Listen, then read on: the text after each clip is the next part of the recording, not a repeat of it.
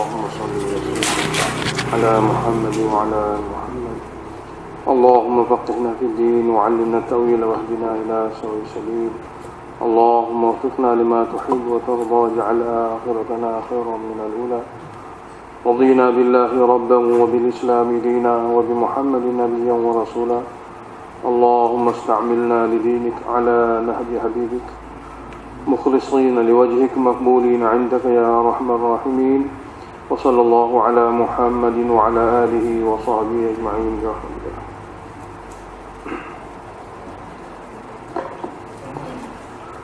أعوذ بالله من الشيطان الرجيم.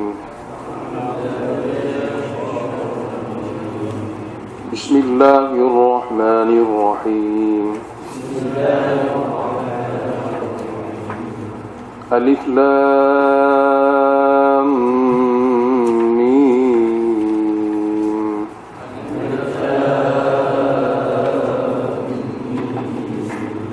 ذلك الكتاب لا ريب فيه هدى للمتقين.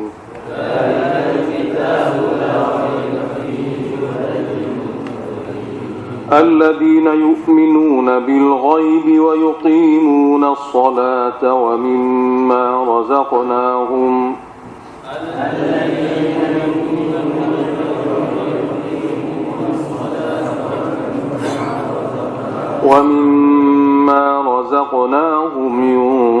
ينفقون.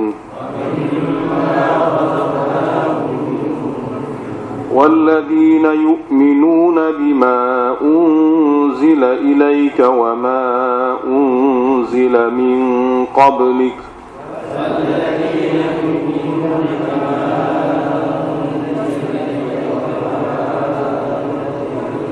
وبالآخرة هم يوقنون.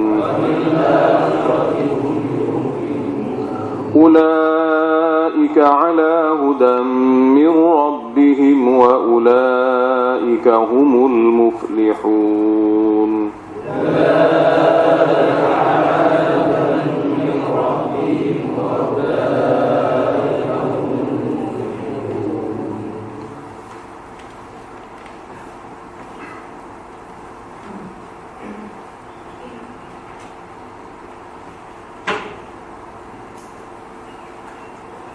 Sambungnya daripada tadi, ihdinas siratal mustaqim.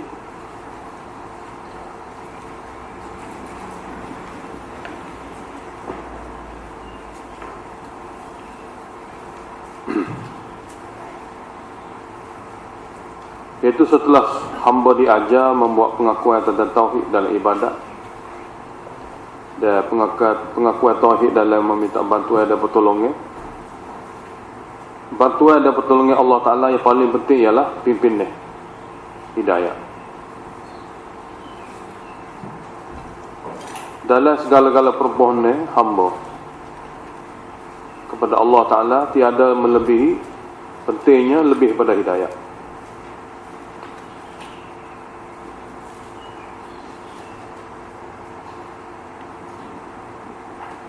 Di sini diajar pada kita minta, itu ihdinas siratal mustaqim, pimpinilah kami akan jalan yang lurus.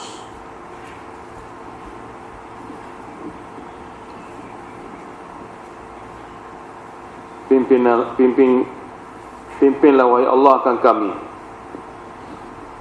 pada jalan yang lurus. Perkataan pimpin ni dalam Quran dua bentuk.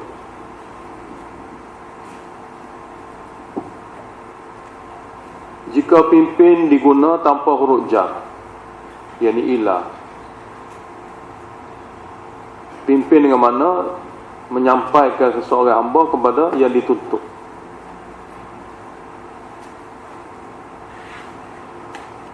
Tapi jika pimpin ini dimasukkan huruf jar dengan makna ila kepada, maka pimpin ketika itu kita terjemah dengan makna tunjuk jalan.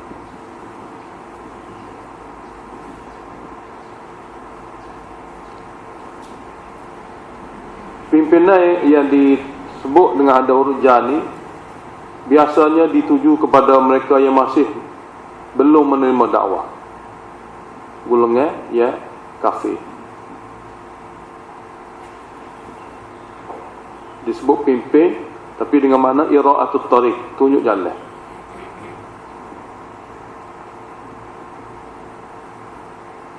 Kami pimpin mereka kepada jalan yang lurus.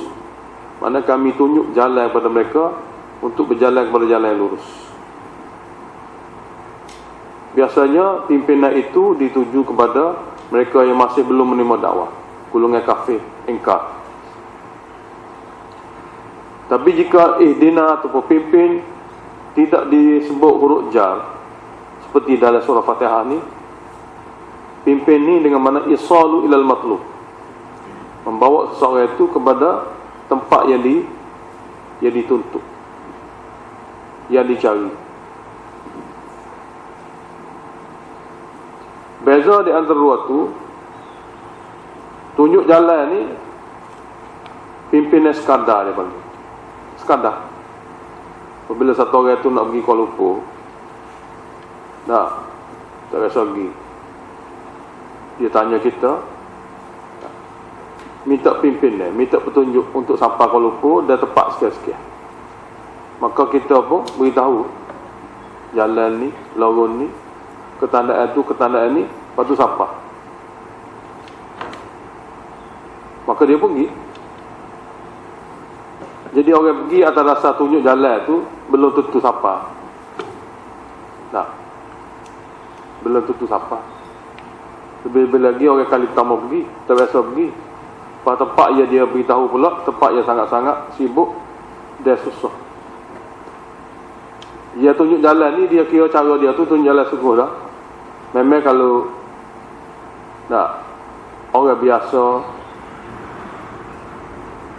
berpengalaman dengan cara tunjuk tu, boleh jadi siapa. Tapi bagi orang tak biasa, tak ada pengalaman, biasa boleh jadi tak siapa. Tapi hak telah ditunaikan lah. Hak tunjuk jalan tu, dia telah ditunaikan.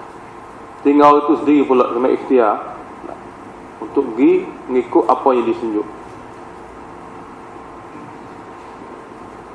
Tapi satu orang lagi apabila dia beritahu kepada kita, katakanlah, tunjuk jalan saya ke Kuala Lumpur, saya nak pergi sekian-sekian tempat, maka kita kata boleh tunjuk, tapi kena ikut sekali. Kita pergi bawa dia sampai tepat. Kita pergi bawa dia sampai kepada tempat. Jadi isalu ilal matlub, mana membawa sesuatu kepada tempat tu, hidayah yang sempurna. Jadi kita orang Islam dah ni, duduk dalam semayang dah, baca pula Fatihah dah, minta hidayah lagi. Minta hidayah lagi. Hidayah apa ni? Hidayah yang kedua. Hidayah supaya Allah pimpin kita, supaya sampai tepat hak kita nak pergi, iaitu jumpa dia di syurga. Dan ada lagi hidayah yang Allah sebut dalam Quran ni, berbagai-bagai tempat juga. Hidayah sekadar tunjuk jalan. Sampai tak sampai tu perkara kedua. Sini ni kita minta kepada Allah Ta'ala, setelah kita dapat hidayah dalam ni, menjadi satu orang yang menerima dakwah, menerima Allah sebagai Tuhan kita, dan kita percaya segala rukun iman termasuk akhirat, dan segala amalan kita ikut Nabi. Dengan begitu pun kita minta lagi hidayah ni, apa? Supaya Allah pimpin kita sampai ke tempat khas benar kita, itu jumpa Allah dari syurga. Dan ini pimpinnya dalam ayat surah Fatihah. Itu satu kalimah hidayah yang disebut tanpa huruf jar. Jadi apabila kita minta dengan qasad tu, ihdinas siratal mustaqim, ya Allah pimpinilah kami kepada jalan yang lurus. Kepada jalan yang lurus ni, jalan yang sampai tepat, jumpa dengan kau dalam keadaan kau redha di syurga. Jadi oleh kerana itu setiap hamba tidak boleh ada sifat jemuk. Hari-hari, bila-bila dia kena minta hidayah ini. Hidayah isalu ilal matlub, membawa satu orang itu sampai tepat.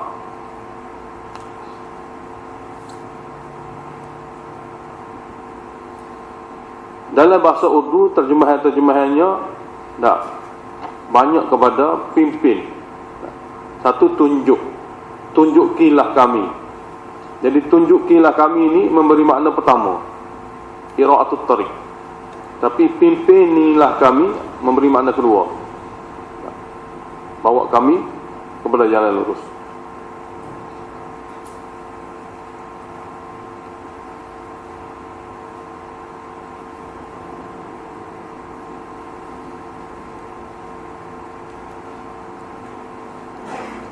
Jalan lurus ini diajar oleh Allah Ta'ala, iaitu jalan golongan-golongan tertentu, bukan golongan-golongan satu lagi, supaya kita mudah buat pengecaman dan mudah ambil alamat dan ketanaan.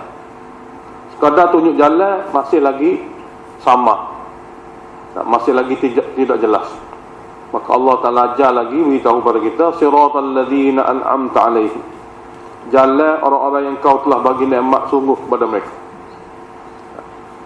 Golongan-golongan yang kau telah bagi nikmat sejati kepada mereka. Seperti mana kita tahu, nikmat terbagi pada dua kemarin. Satu nikmat biasa, nikmat zahiri, yang dilimpah pada semua hamba, tak kira hamba taat ataupun hamba derhaka. Satu nikmat sejati, iaitu nikmat yang sebenarnya nikmat yang boleh membawa satu orang hamba tu memiliki nikmat yang berkekalan sampai bila-bila. Dan an'amta ni nikmat hakiki, jalan orang-orang yang kau telah beri pada mereka nikmat hakiki. Dia ada golongan dia. Jalan lurus, jalan yang engkau beri kepada golongan yang engkau beri nikmat hakiki kepada mereka.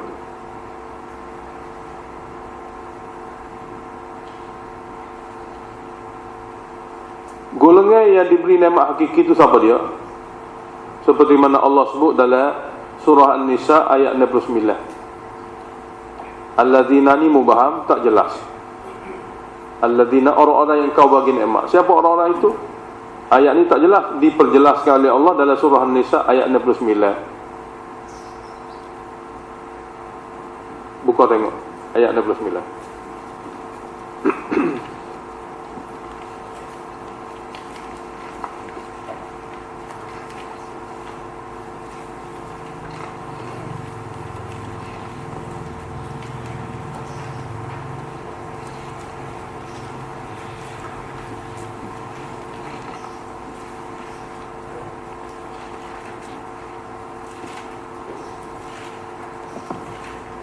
Jadi ayat 69 ni dalam istilah kita ayat tabsyir.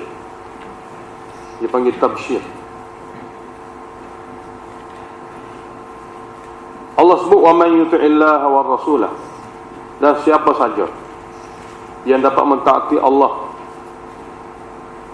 dan Rasul. Mentaati Allah dan Rasul makna sangat umum. Jadi wujudnya ketaatan kepada Allah dan wujudnya ketaatan kepada Rasul, ketaatan yang sempurna. Faulaika ma'al ladzina an'ama Allahu 'alaihim, maka mereka yang ada taat itu akan bersama dengan golongan yang Allah bagi nikmat hakiki kepada mereka. Siapa-siapa saja sampai kiamat yang memiliki sifat taat kepada Allah dan Rasul, mereka yang memiliki sifat taat itu akan bersama dengan golongan manusia yang Allah bagi nikmat hakiki kepada mereka, yakni minan nabiyyin, golongan anbiya, wasiddiqin, pengikut setia para nabi, wasyuhada wasalihin.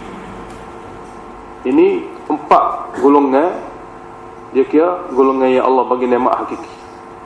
Jadi pimpinan yang kita minta daripada Allah supaya Allah pimpin kita kepada nikmat hakiki.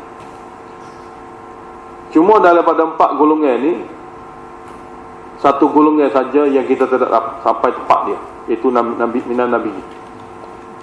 Satu golongan saja. Dia merupakan golongan terpilih, yang terbaik daripada semua golongan. Yang lain-lain pada itu 3 lagi tu boleh dimiliki oleh setiap orang di kalangan hamba yang taat. Dan 3 derajat pun mengikut ketaatan yang berbeza-beza. 3 tu siddiqin, syuhada ni pun mengikut ketaatan yang berbeza-beza. Ya, satu orang hamba boleh ikhtiar berusaha untuk memiliki derajat tu di dunia. Balik semula. Jadi penjelasan mengenai alladzina ni ya dikira isim mausul mubham tak jelas, maka diperjelaskan dalam ayat lain. Ghairil maghdubi alaihim waladdallin, bukan golongan yang dimurkai oleh Allah ke atas mereka, dan bukan golongan yang sesat. Golongan yang dimurkai iaitu golongan hampa daripada hidayah saja, kosong daripada hidayah kerana kedegilannya. Kerana kedegilan. Kedegilan ni biasanya kedegilan setelah tahu. Kedegilan setelah tahu. Sifat kedegilan setelah tahu adalah sifat pertama manusia yang celaka. Umum. Golongan orang yang dimurkai mereka itu oleh Allah Ta'ala. Murkai ini kepada golongan yang degil. Degil yang sabit dan berlaku pada tuan hamba yang telah tahu akan agama, akan hukum. Dan juga tu, dan waladhdallin, dan juga bukan golongan yang sesat. Sesat ini ialah golongan yang hampa daripada hidayah kerana sebab jahil. Kerana dia tak tahu, tak nak tahu. Dengan sebab tu dia pun tak tahu. Sesat juga. Kerana dia tidak tahu atau tak ingin mengetahui. Maka ini satu jenis golongan yang hampa daripada hidayah, saja dan kosong daripada boleh memiliki hidayah, kerana dia tak tahu dan tak ingin nak tahu. Dia dua golongan saja. Sifat dua golongan yang kira golongan-golongan yang celaka, dia tidak akan dapat hidayah. Di sini Tuhan sebut sifat, dalam hadis Tuhan sebut nama. Dalam Quran ni Tuhan sebut sifat dia dalam Fatihah ni, tapi ada dalam hadis nama dia. Iaitu dalam sebuah hadis Nabi bersabda, ghairil maghdubi alaihim Yahudi waladdallin Nasara. Iaitu golongan Yahudi ni golongan yang degil setelah tahu. Golongan Nasara golongan yang tidak ingin mengetahui dan mencari, berpada dengan cari sendiri. Nasara ni dia nak agama tapi cara sendiri dia, tak sih cara wahyu Tuhan. Maka sesatnya Nasara atas dasar tak ingin mencari wahyu Tuhan, tak ingin mengetahui, kehendak dan tuntutan Tuhan daripada wahyu. Cari sendiri, tak jumpa Allah Ta'ala. Jadi kesesatan Nasara. Jadi dua sifat kesesatan ni atas dua nama yang berlainan. Ini diberitahu atas dasar umum. Cuma dalam Quran disebut tempat lain, Allah Ta'ala gabungkan Yahudi bersama dengan musyrikin. Yahudi Allah Ta'ala gabungkan dengan golongan musyrikin. Dan Nasara Allah Ta'ala gabungkan dengan golongan munafikin. Jadi empat juga. Ghairil maghdubi alaihim ni musyrikin Yahud, waladdallin Nasara munafikin. Jadi empat golongan. Ulama ada tulis dalam kitab tafsir, usul tafsir, Allah Ta'ala dalam Quran ni sebut golongan sesat empat jenis ni je. Yang lain daripada tu cabai-cabai daripada empat. Apabila satu orang hamba mengetahui prinsip kesesatan daripada empat, usul-usul kesesatan, jenis-jenis kesesatan, sifat-sifat kesesatan daripada empat kumpulan ni, makna dia boleh memahami semua jenis kesesatan atas dunia ni sampai bila-bila. Sampai bila-bila. Dan dia boleh berusaha menjauhi daripada sifat-sifat itu. Takut-takut dia juga akan digolong dalam golongan sesat yang hampa daripada hidayah. Jadi golongan sesat ni golongan sesat yang empat. Dipanggil al-firaqud dhallatul arba'atu. Empat golongan sesat yang Allah sebut cara nas dalam Al-Quran. Mana-mana golongan sesat lain yang jika ada nama lain, nama saja berbeza tapi cabang tempat ni. Jadi sangat penting kita mengetahui jenis-jenis kesesatan dan kumpulan-kumpulan kesesatan supaya kita dapat selamatkan diri kita dan dapat memberi peringatan pada yang lain daripada kita, jangan terjerumus dari kumpulan ini. Jadi sini dalam Quran surah Fatihah disebut dua sifat saja, dalam hadis sebut dua nama, Tapi dalam Quran, dalam tempat lain disebut 4 kumpulan.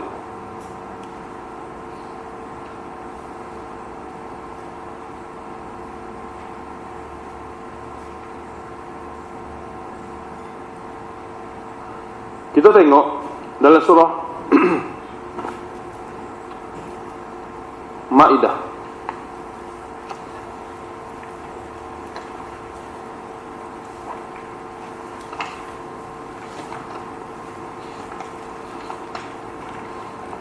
Ayat 82.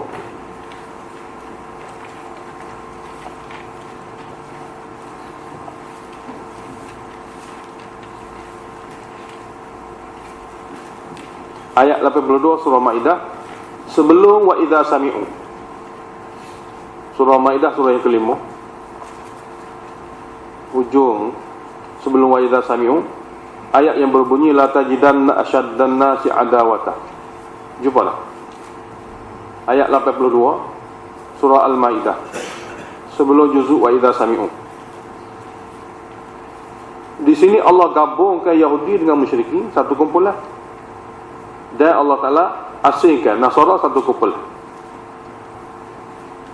La tajidanna asyaddan nasi adawatan.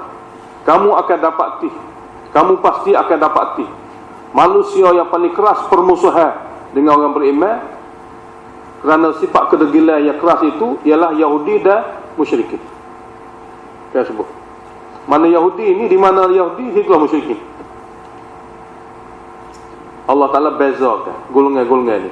Maghdubi alaihim ni sebenarnya dia lebih teruk lagi, kesesatan berbandingan waladhdallin. Di sini Allah Ta'ala beritahu, kamu akan dapati, kamu pasti akan dapati wahai Muhammad, manusia paling keras permusuhan dengan orang beriman ialah golongan Yahudi dan golongan yang melakukan syirik pada Allah, golongan musyrikin.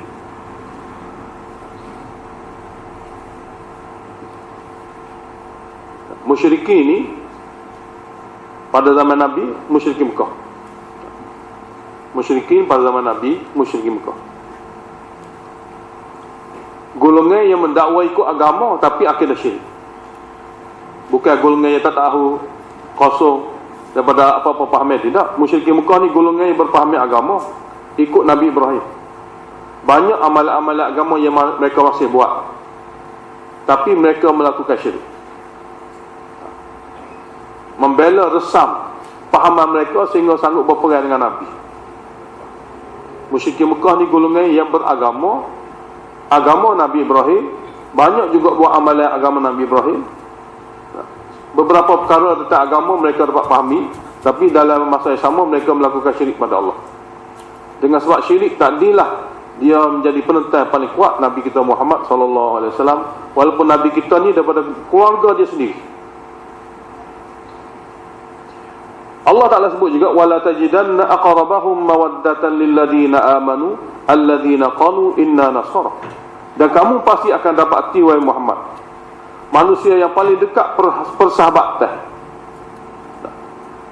Manusia yang paling dekat persahabatan terhadap orang beriman ialah orang yang mengatakan mereka golongan Nasara.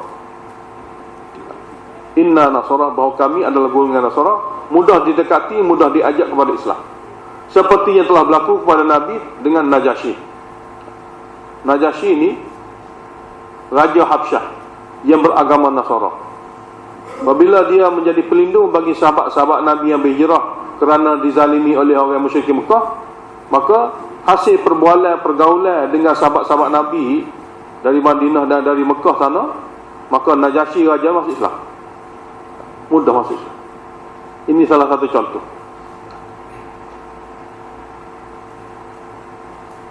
Sebab apa Nasara mudah masuk Islam? Allah sebut dzalika bi anna minhum qissisin wa ruhbana. Ya, demikian itu ada di kalangan mereka pendeta-pendeta, iaitu ahli ulama mereka, wa ruhbana, ahli ibadah, rahib-rahib mereka, ahli-ahli ibadah. Ada pendeta-pendeta yang mengaji kitab mereka, tak gaul orang duk mengaji kitab. Dan ada yang bersuluk, bertapa untuk melakukan ibadat. Wa annahum la yastakbirun.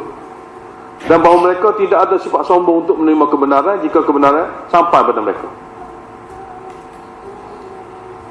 Wa idza sami'u ma unzila ila rasul, apabila mereka mendengar apa saja wahyu yang diturunkan kepada rasul, tara a'yunahum tafidu minad dam'i, kamu akan dapat lihat air mata mereka bercucuran, mimma arafu minal haqq, kerana mereka mengetahui wahyu itu memang satu kebenaran. Yaqulu, lalu mereka berkata, Rabbana amanna faktubna ma'asyahidin, wahai Tuhan kami juga beriman, maka golongkanlah kami daripada golongan yang bersaksi di atas kalimah iman. Ini Nasara sesat juga, tapi golongan Nasara yang sesat ni mudah basah sikit. Adapun munafikin, kita golongkan dia bersama Nasara, kerana munafikin ni pada zaman Nabi duduk dalam Masjid Nabawi. Dia boleh mari dah duduk sekali orang Islam kelewat. Yahudi duduk jauh, musyrikin duduk jauh. Yahudi dalam masa yang sama duduk janji dengan Nabi, tapi jiwa dia duduk sama musyrikin. Dalam masa seterusnya dia telah membelok, duduk oleh musyrikin. Munafikin ni golongan-golongan tertentu dia boleh duduk saing orang Islam, tapi hati dia tidak menerima pula agama Islam, tidak sepenuh hati. Banyak perkara dalam agama Islam ni dia tak ambil. Maka selama mana dia tak boleh ambil habis dalam agama Islam, waktu dia tidak dikira Islam. Tapi boleh duduk sekali, boleh semaya dengan Nabi, boleh dengar majlis Nabi, boleh duduk situ-sini, sehingga ramai di kalangan sahabat-sahabat Nabi tak percaya dia ni munafik. Jadi oleh kerana jinaknya dia ni, dia digolongkan bersama Nasara. Sesat juga, serupa juga. Cuma untuk golongan munafikin ni, Allah Ta'ala turunkan beberapa ayat supaya daripada ayat-ayat tadi, dia yang sudah sebelah kaki dah nak masuk Islam, mudah-mudahan dengan ayat tersebut kedua-dua belah kaki masuk Islam. Dan inilah apa yang terjadi di zaman Nabi.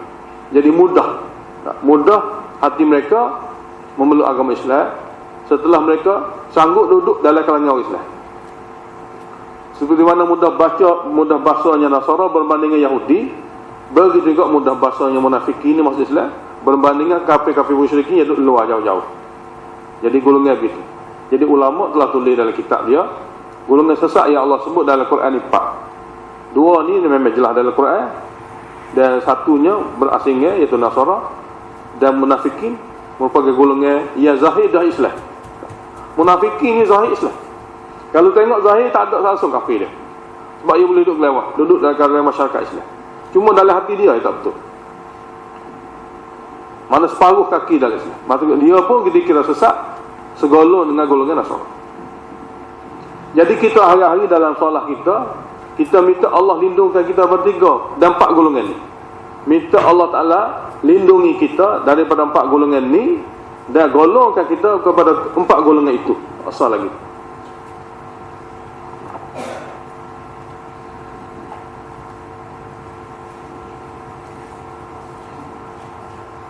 Kemudian apabila kita masuk surah Baqarah,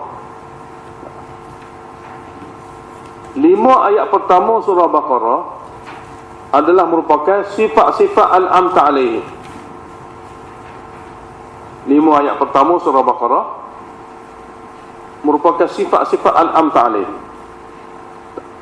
Tadi kita tahu golongan dia aja, minan nabiyyi wasiddiqin wasyuhada'i wasalihin. Ini nama golongan. Sebenarnya dia bukan masuk syurga dengan sebab nama, masuk syurga dengan sebab sifatnya. Jadi Allah ingin memperkenalkan kepada kita yang boleh berikhtiar, berusaha, memperkenalkan sifat. Kalau sesiapa saja ada sifat-sifat ini, maka dia akan digolongkan bersama golongan yang berjaya itu. Jadi sini Allah Ta'ala hurai permulaan surah Baqarah selepas surah Fatihah, iaitu dengan sifat-sifat alladzina an'amta alaihim, sampai kepada ayat muflihun yang kita baca tadi. Lepas tu innal ladzina kafaru, 2 ayat. Innal ladzina kafaru dengan khatam Allah tu 2 ayat ni, ini sifat ghairil maghdubi alaihim. Sifat ghairil maghdubi alaihim, musyrikin dan Yahudi. Lepas tu ayat 8, wa minan nas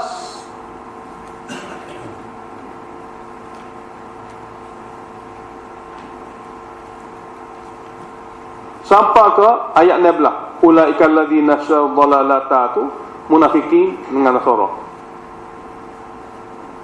Ayat 8 sampai ke ayat 16 mengenai munafikin dan Nasara. Lepas tu ayat 17 bandingnya. Bandingnya pertama, bandingnya musyrikin, iaitu masaluhum sapaka la yarji'un. Ini bandingnya musyrikin. Dua ayat. Masaluhum sapaka la yarji'un, bandingnya tentang musyrikin. Au kasayyibin, ayat ke-19 sampai ke ayat innallaha ala kulli syai'in qadir, bandingnya munafikin.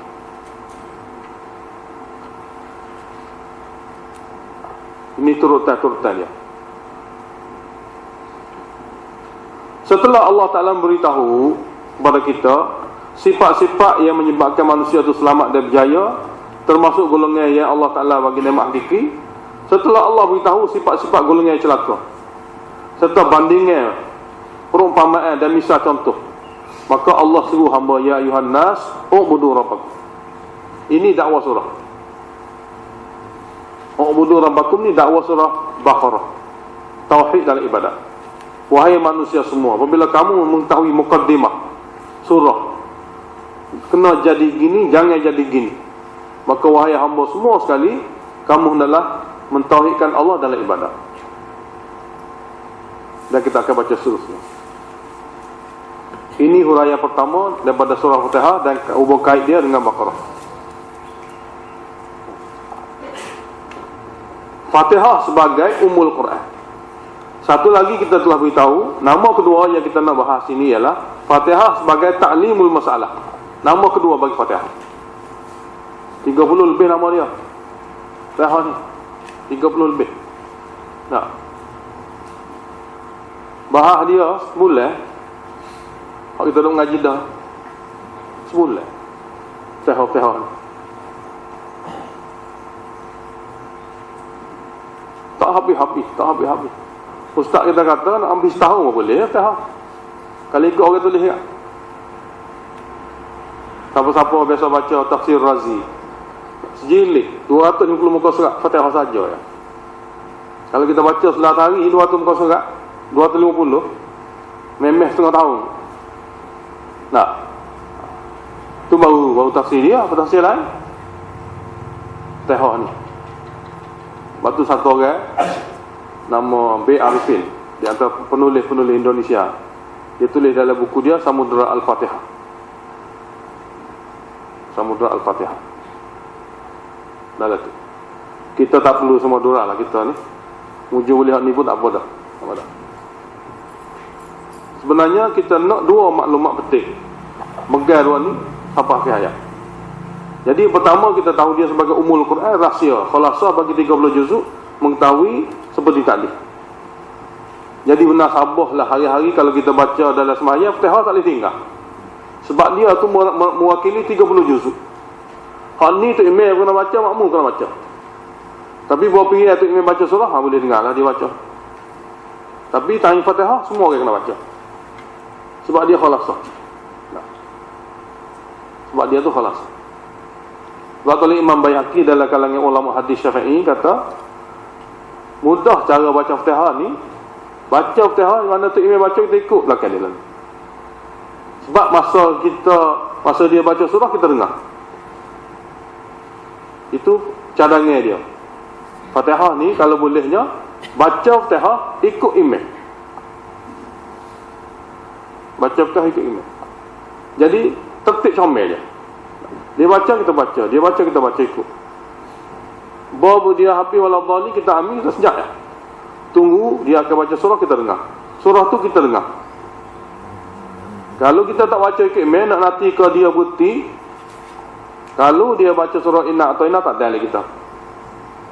Maka baca Fatihah kita kelah kabut. Sembahyang memang tak sah. Nak sekat nak kata dia lambat sikit boleh, dia sembahyang dah. Atas dia. Sebab di antara waladhdallin dengan dia nak start surah baru tu, dia berhak nak baca selalu boleh dah. Harus. Cuma aula berhenti sikit. Sikit pun tak boleh lama, tak ada baca dah. Jika dia baca inna ata'ina lelah kita. Tak. Jadi baca petah kita pun tak tepat. Nak dah dia 3 kita 7. Tak. Pada dia pula inna ata'ina wasa pula. Kalau Allah wasa pula mai tarawih. Paling kita lelah dia bah express, kita bah biasa. Tak ada amat. Jadi sayur dia ada sepatut bagi orang baca Fatihah belakang imam, baca setelah dia baca selalu ikut. Sebab ini tanggungjawab masing-masing. Lepas tu apabila dia berhenti, kita persenyap, dia baca apa surah, kita berdengar, kita dengar. Supaya apa? Supaya Fatihah yang diwajibkan kita baca dalam sembahyang ni, kita boleh menghayati makna dia. Ini caranya dia, caranya Imam Baihaqi setelah dia buat kupasan mengenai baca Fatihah belakang imam. Dia telah kumpul dalam kitab dia Al-Qira'atu Khalfal Imam 400 riwayat lebih tentang baca Fatihah belakang imam. Sebahagiannya kena baca, sebahagian tak kena baca, dia kumpul sekali dia buat rumusan. Dia di antara peguam bela dalam mazhab Imam Syafi'i tentang perkara ni. Ada kitab dia dijual.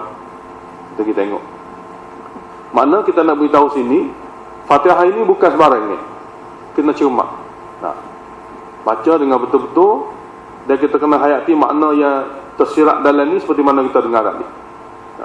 Yang ni kita minta pimpinan ni, dan kita mengikrar tauhid ni bukan sembarang ni. Kita kata Alhamdulillah raja tu mewakili 1/4 Quran dah. Rabbil Alamin 1/4, Ar-Rahmanir Rahim 1/4, Maliki Yaumiddin 1/4, 30 juzuk di situ dah. Lepas tu iyyaka na'budu wa iyyaka nasta'in, mengaku keesaan Allah dari segi ibadat dan permohonan.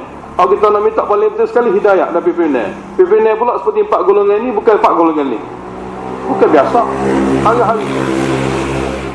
Oleh kerana itu, suatu perkara yang kita buat dalam Fatihah ni sangat-sangat penting. Sebab tu dia kira umul Quran. Itu perbahasan pertama. Perbahasan kedua ialah Fatihah ini juga ada nama dia panggil Ta'limul Masalah. Perkara ini disebut dalam kitab An-Nasafi. Itu Allah mengajar hambanya cara berdoa. Allah Ta'ala mengajar hamba cara berdoa. Ta'lim ni mengajar, Al-Masalah ni cara meminta dan berdoa. Cara berdoa pun Allah ajar. Tertib lagu ni Allah nak. Tak sewi hamba tu buat sendiri. Tak sewi hamba tu buat sendiri. Ada riwayat mengatakan Nabi Adam apabila dia telah digugurkan daripada syurga ke bumi, dia meritih merayu berdoa dengan berbagai-bagai doa, tapi tiada pandangan Allah Ta'ala. Tiada pandangan Allah Ta'ala. Kita akan baca nanti dari surah yang ada dalam ni, mungkin kita baca esok, surah Araf. Sehingga Allah ajar kepada Nabi Adam, mu kena sebut lagu ni baru aku terima doa. Rabbana zalamna anfusana wa illam taghfir lana wa tarhamna lanakunanna minal khasirin. Maka bila Nabi Adam sebut cara berdoa yang Allah ajar sendiri, barulah Allah bagi kemaafan. Yang mana sebelum diperturunkan kepada Nabi Adam doa ni, dia dah sebut pada Allah Ta'ala berbagai-bagai cara dia sendiri. Allah tak pandai langsung. Ulama ada tulis nak ajar pada kita dalam agama ni, hak tertib Tuhan ajar saja je buat kira, hak lain tak buat kira. Sebab itulah bid'ah satu perkara yang mana sia-sia dan membahayakan. Sebab kita buat tertib kita sendiri. Kita suruh kata Tuhan terima, ahli Tuhan tak langsung, mengakibatkan kemurkaan. Oleh kerana itu segala perkara keagamaan yang kita rasakan apabila kita buat boleh pahala, pastikan dia tu daripada wahyu. Pastikan dia daripada wahyu. Biar memang ni wahyu Allah yang Nabi ajar, termasuk surah Fatihah. Allah Ta'ala ajar pada hamba cara memohon. Maka kita takdir saja. Ulama mentakdirkan sebelum Bismillahirrahmanirrahim ada kalimah qulu, qaf waw lam waw alif. Wahai hamba, sebutlah Bismillahirrahmanirrahim. Dengan nama Allah, dengan berkat nama Allah. yang bersifat maha murah lagi maha mengasihani, aku minta bantuan dan pertolongan. Kemudian alhamdulillah juga ada takdir itu, qulu, wahai hamba-Ku semua, sembahlah olehmu alhamdulillah. Sampai ke mana? Sampai ke Yaumiddin. Yang ketiga, qulu iyyaka na'budu. Ini ikrar tauhid.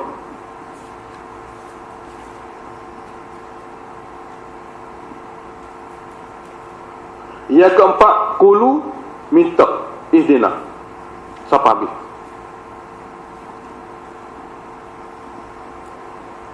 Jadi 4 takdir qulu. Mana? Wahai hamba-Ku sebutlah bismillah. Wahai hamba-Ku sebutlah alhamdulillah sampai ke Yaumiddin. Wahai hamba-Ku ikrarkanlah tauhid iyyaka na'budu.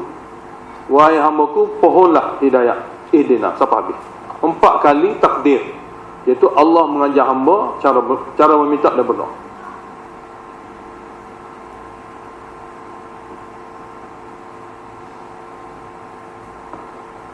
Surah Al-Baqarah merupakan di segi satu surah ni, kita akan jumpa lepas pada ni Baqarah. Lepas surah Baqarah, surah Ali Imran. Lepas surah Ali Imran, surah An-Nisa. Lepas surah An-Nisa, surah Al-Maidah. Selepas surah Al-Maidah, surah An'am. Surah Baqarah banyak perkara Allah beritahu nisbah pada sifat puak yang sesat Yahudi. Allah Ta'ala perlah satu persatu sifat Yahudi yang digeruni bahayanya dia. Takut-takut kita ni jakit sifat dia akan dimurkai sama oleh Allah. Allah hurai tentang Yahudi dalam surah Baqarah 280 ayat lebih,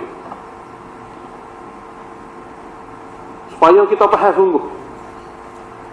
Selepas tu surah Al-Imran 200 ayat tentang Nasara. Ya, kita kata lindungilah kami daripada kumpulan ni, kumpulan Nasara ni. Siapa Nasara?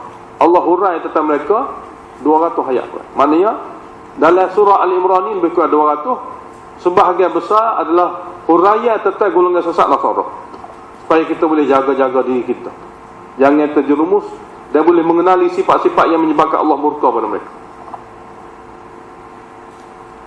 Adapun selepas tu surah Nisa 100 lebih ayat dia, Allah huraikan tentang munafiki. Secara mana munafiki menyebabkan, termasuk golongan 4 sesat. Salah satu golongan 4 yang bahaya dalam kesesatannya, Allah huraikan golongan munafiki ni dalam satu surah yang panjang, surah An-Nisa. Kita akan jumpa dalam surah tu satu persatu Allah bongkar, Allah buka perihal golongan munafik. Dia duduk dalam gelewak dalam golongan orang Islam, supaya kita hilangkan, usaha hilangkan sekiranya ada alamat dan ketandaan sifat-sifat tu pada kita. Selepas tu surah Maidah. Dalam surah Maidah Allah cantumkan ketiga-tiga, Yahudi pun ada, Nasara pun ada, munafik pun ada, rumusan. Kemudian surah An'am khusus Allah ceritakan tentang musyrikin. Bagaimana kaum musyrikin sesat di segi syirik dia, Allah perlah satu persatu. Ratus-ratus ayat dari surah An'am. Jadi ini 4 surah yang kita akan baca satu persatu. Maka 4 golongan sesat ini kita akan dapat tahu sebab dan cara menyelamatkan.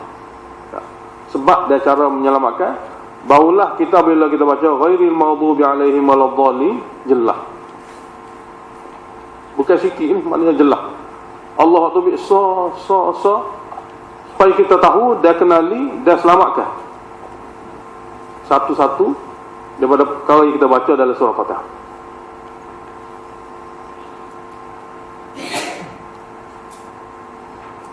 Alif Lam Mim ini dia panggil huruf muqatta'ah. Huruf pendek-pendek tak tahu mana apa. Huruf pendek-pendek tak tahu mana apa. Kekalkan dia dengan keadaan gini. Kekalkan dia dengan keadaan gini. Sebab Nabi tak ada ayat mana dia. Sahabat Nabi yang ngaji dengan Nabi pun tak tahu mana dia. Pak kita pun bukan tak tahu. Ada orang hurai pun saja yang hurai. Hal sebenar dia pun tak tahu juga. Kalau kita pergi dalam baju dia ni, mudah kata gini, sungguh kan Tuhan nak gini. Ada tahu, bakal sasar rakyat. Hikmah dia, mungkin boleh kata hikmah tu ada. Wahai hamba-hamba, Quran 30 juzuk dalam bahasa Arab, iaitu bahasa Arab yang mana kamu pun dah baca sama dah, iaitu asal pada alif bata tu, alif bata sampai ya, huruf tolak. Tapi apabila jadi Quran mu tak boleh buat hal. Apabila jadi kalamullah mu tak boleh nak rekah, nak bertalih, nak buat lagi. Ini mukjizat. Dah. Ini mukjizat. Maknanya bahasa yang ada dalam Quran ni adalah bahasa yang tersusun daripada alif lam mim. Alif bata. Yang mana semua budak-budak bila nak ngaji Quran, dia pun ngaji alif bata tu. Dan kamu pun sesama kamu bila bercakap Arab, kamu guna perkataan-perkataan yang tersusun daripada alif bata juga. Tapi bila dia telah jadi kalamullah, Quran, setiap ayat dia mu tak boleh tiru dah. Melemahkan semua hamba untuk mengadakan sejumlah kalimah setarah dan serupa dengan Quran. Tak boleh mana-mana hamba buat. Ini menandakan bahawa Allah Ta'ala memiliki kesempurnaan dan menurunkan Quran sebagai mukjizat yang tidak boleh dibuat dan tidak boleh direka oleh sesiapa di kalangan siapa sekalipun, baik manusia dan jin. Dan Allah Ta'ala dalam perkara ini pun membuat cabaran, semua makhluknya. Sekiranya kamu mampu, kamu kata Quran ini bukan daripada Allah, buat. Sebab huruf alif bata ya dia. Mupakatlah sama-sama kamu, manusia dan jin, supaya boleh mengadakan sejumlah kalimah seperti ini, tapi bukan Quran, setara dengan Quran. Dari segi bahasa yang tinggi, dan dari segi pengajaran dalam dan boleh memberitahu dalam itu hukum hakam dengan cara bahasa yang indah. Sampakah ini dan sampai bila tidak ada manusia boleh buat. Maka manusia kena terima Quran ini kalamullah, bukan rekaat daripada siapa. Kita ni tak betul lah kali nak dengar orang bukan Islam. Kita duk kacak sama kita ni, dia kadang-kadang dia tak setuju Quran, dia kena terima. Masalahnya orang bukan Islam ni Quran mula dia tak terima. Sebab itulah alif lam mim betul.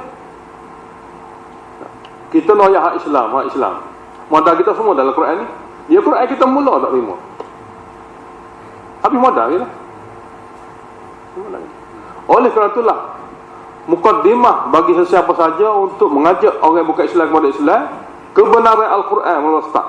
Kalau dia tak boleh terima Quran sebagai kebenaran, tak ada bukti lah kita ada bukti lain ni lah belakang. Oleh kerana itu alif lam mim kalamullah, bukan manusia reka. Sebab dia terbentuk dengan alif lam mim, apabila dia telah jadi kalamullah, tak ada siapa boleh buat. Kalau kata bukan kalamullah, mungkin kena buat serupa dengan dia. Kalau tak boleh buat, dia kena mengaku kalamullah.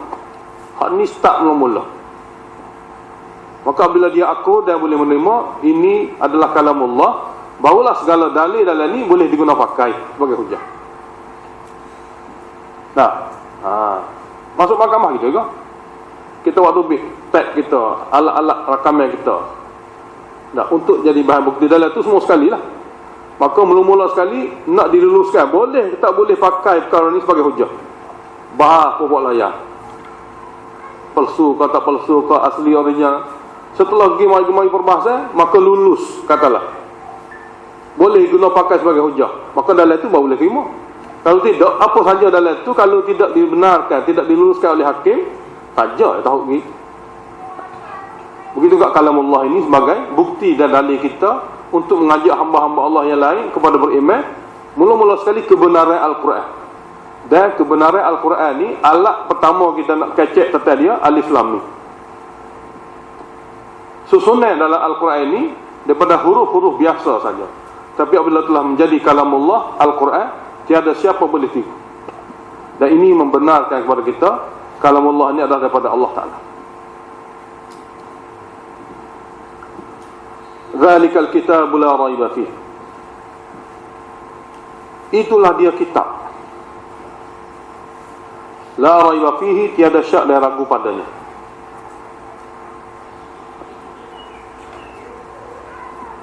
Ulama ada tulis hubung kait di antara ihdina dengan surah Baqarah. Kita minta pada Allah, ya Allah pimpinilah kami jalan yang lurus. Pimpinilah kami, berilah kepada kami hidayah yang sempurna, hidayah yang boleh merobohkan segala halangnya hingga dapat bertemu dengan Engkau ya Allah dalam syurga. Maka Allah kata nak jumpa hidayah tu zalikal kitab. Kena ngaji semua kitab ni. Sikit-sikit tak boleh. Dalam itu segala-gala. Tak. Kalau bagian minta tu minta dah. Boleh mulut dah kita minta. Acak kali tak boleh minta. Tapi Tuhan kata zalikal kitab. Segala penjelasan secara detail, sempurna atau perinci dalam kitab ni lah hidayah. Kalau tak tepi kitab ni tak jumpa juga. Minta saja tak juga. Tak. Bahkan ikhtiar untuk mempelajari kitab. Jadi hubung kait di antara ihdina ialah zalikal kitab, di antara surah Fatihah dengan Al-Baqarah seperti tadi. Itu apabila kita minta hidayah, Allah Ta'ala tunjuk pada kita jalan hidayah. Kalau nak tahu dengan sempurna, kitab Al-Quran. La raiba fi, tidak ada syak padanya. Saya kata tidak ada syak padanya. Kalau kita fikir kita tak ada syak, orang yang bukan Islam ya syak. Tak. Kalau dia tak syak, dia mudah. Kita sekerak daripada penduduk alam. Katalah dalam masalah ni tu 9 bilion, 9,000 juta manusia. 1 bilion, 1,000 juta Islam. 5 bilion tak terima Quran. Syak dan ragu-ragu lah menyebabkan dia tak terima tu. Tuhan kata la raiba fi, tidak ada syak padanya. Apa maksud? Tidak ada syak padanya, dia daripada Allah, oleh Allah. Tidak ada syak padanya daripada Allah yang diturunkan oleh Allah.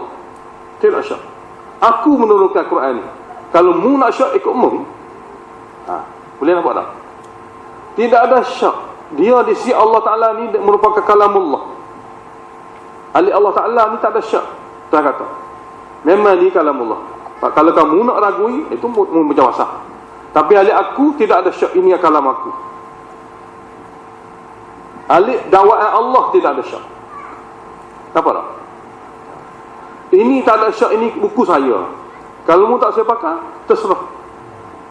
Alik kita ni kita kata buku saya.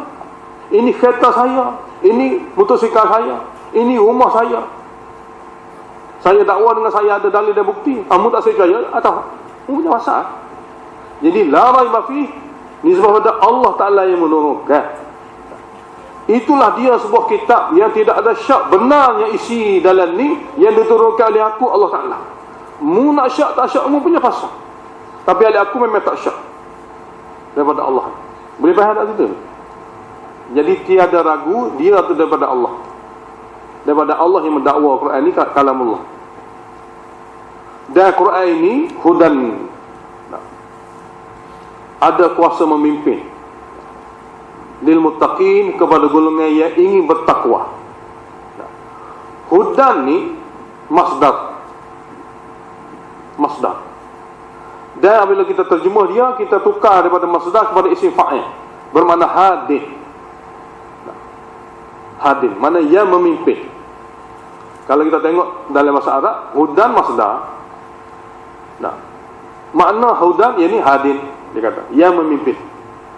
Sebab hudan ni masdar, nama terbitan, pimpinan. Pimpinan. Jadi nak beritahu pimpinan, dia dalam bahasa Arab masdar makna lain, isim fa'il makna lain. Pimpinan bermakna yang memimpin. Jadi apabila Allah Ta'ala sebut hudan, kenapa Allah tak sebut hadis? Jelas-jelas lah. Hadian. Itulah dia Al-Quran, sebuah kitab yang tiada syak dan ragu, dia daripada Allah yang memimpin. Hadian lil muttaqin, bagi golongan yang ingin bertakwa. Ayat kita kepada dia dalam bahasa Arab, apabila suatu isim fa'il ditukar kepada masdar, memberi makna yang lebih. Orang ni Nah, satu orang yang adil. Nah, itu biasa. Kita kata bahasa Arab itu hadza rajulun adil. Ini orang, dia satu orang yang adil. Dan ini merupakan satu sifat yang kita sebut tentang dia, sifat biasa, sifat baik biasa. Tapi apabila kita kata dia ni satu orang yang mana lambang keadilan, ni tinggi. Mana nak tahu tokoh keadilan dan lambang keadilan, tengok dia adlun, bahasa Arab lagi. Maka apabila isim fa'il ditukar kepada masdar, akan memberi makna yang lebih tinggi pada isim fa'il sendiri. Lambang, mana segala orang-orang yang adil tadi, dialah merupakan tokoh yang boleh dijadikan contoh. Sebab segala-gala tu pada dia tu alamat dan tanda keadilan. Maka kita kata pada satu orang tu rajulun adlun, lelaki yang ada lambang keadilan. Tak sama dengan kita rajulun adilun, seorang yang adil ini biasa saja. Maka oleh kerana Al-Quran ini bukan biasa, hudan, lambang hidayah. Mana dalam Quran ini dah cukup sempurna untuk satu orang hamba, jadikan dia pedoman daripada Allah Ta'ala sebagai pimpinan yang Allah Ta'ala bagi. Cukup sempurna, lambang hidayah. Isi-isi yang ada dalam Quran ini sebagai lambang untuk memimpin mana-mana hamba yang ingin cari pimpinan. Mana hudan ni tadi memberi takkid pada mana hadiah. Lil muttaqin, bagi golongan yang ingin bertakwa. Quran ini bukan bagi hidayah pada orang yang bertakwa sempurna dah. Kita tak ada takwa langsung ni hanya Quran kata lambang hidayah bagi golongan yang bertakwa. Bertakwa ia ada dua jenis. Satu bertakwa muntaha, mana sempurna dalam takwa. Satu bertakwa dengan mana baru nak jadi bertakwa, ibtidai. Kalaulah dikenalkan dengan mana al-muttaqin, golongan yang sempurna bertakwa, mana Quran ini akan jadi pimpinan bagi orang yang sempurna takwa. Orang yang baru nak bertakwa tak jadi sempurna pimpinan dia. Jadi nyanyi balik kita. Pas apa nak dapat pimpinan sehingga ada sifat takwa sempurna, barulah akan diberi pimpinan. Kalau kita terjemah Quran ini, dia tidak ada syak dia daripada Allah, lambang takwa untuk orang yang sempurna bertakwa. Lambang hidayah untuk orang sempurna bertakwa. Mana orang tidak sempurna, bukan lambang hidayah. Oleh kerana itu, lil muttaqin kita terjemah kepada yang ingin bertakwa. Tak ada langsung lagi lah ni baru nak bertakwa. Oleh kata al-mufassirin tulis al-muttaqin as-sa'irin ila taqwa. Lil muttaqin yakni lis-sa'irin ila taqwa, bagi orang nak jadi orang bertakwa. Kita semua masuk habis. Dalam istilah pengajian kita yang kita akan baca risalah tu, itu orang yang ada sifat inabah, ingin mencari kebenaran. Orang yang ada perasaan dalam hati nak ngaji, nak tahu kebenaran, nak tahu hak sebenar. Maka Quran Allah Ta'ala kata sebagai lambang hidayah bagi orang yang nak cari kebenaran, orang yang nak menjadi orang bertakwa. Permulaan sifat nak jadi baik. Maka kita semua ni semua berkelaikan. Sebab yang disebut dalam Quran ni orang yang ingin, walaupun tidak memiliki lagi, dia ingin, ada iradah, ada kehendak, maka dia telah dapat dalam Quran ni pimpin. Kita bagi masa 5 minit untuk muzakarah, pada sama balik. Muzakarah 5 minit lebih.